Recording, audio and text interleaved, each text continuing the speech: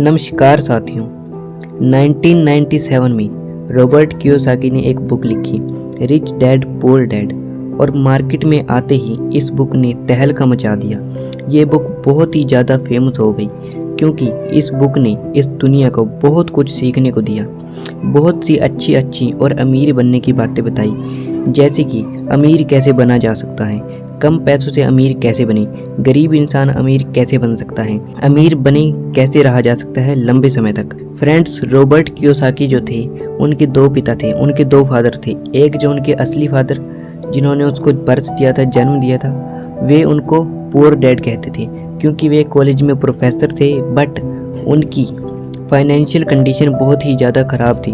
उनकी खुद के जीवन में बहुत सारे फाइनेंशियल स्ट्रगल्स रहे हैं, वे ज़्यादा अमीर नहीं थे। दूसरी तरफ जो उनके रिच डैड थे, वे उन्हें रिच डैड कहते थे क्योंकि वे बहुत ही ज़्यादा अमीर थे, ज़्यादा पढ़े लिखे नहीं थे, लेकिन एक सफल बिजनेसमैन थे और कामयाब आदमी थे, इसलिए वे उनको अपना रिच डैड कहते थे। वे दरअसल उनके दोस्त के पिता थे और उनके मुंहबोले पिता, जिनको वे रिच डैड कह रहे हैं। 9 साल की उम्र में रॉबर्ट कियोसाकी जब स्कूल में अमीर बच्चों को देखते थे तो उनके मन में भी इच्छा होती थी कि वो भी अमीर बने। तो इसी जिज्ञासा को लेकर उन्होंने अपने पुअर डैड से पूछा कि अमीर कैसे बना जा सकता है।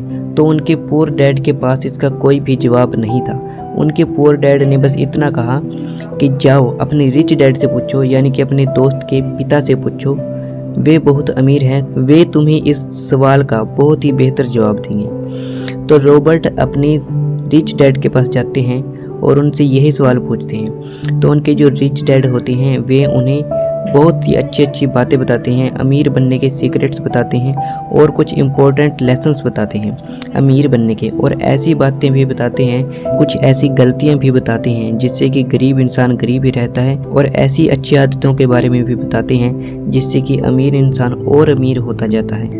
Next is financial education. Financial education बहुत ही ज़रूरी होती है। फाइनेंशियल एजुकेशन, फाइनेंसिस की समझ, पैसों की समझ, ज़्यादातर लोगों को, जो नॉर्मल लोग होते हैं उनमें और जो बड़े लोग होते हैं उनमें सिर्फ एक ही फ़र्क होता है, वो है फाइनेंशियल एजुकेशन का। तो ये पैसों की समझ, फाइनेंशियल एजुकेशन होनी बहुत ही ज़रूरी है।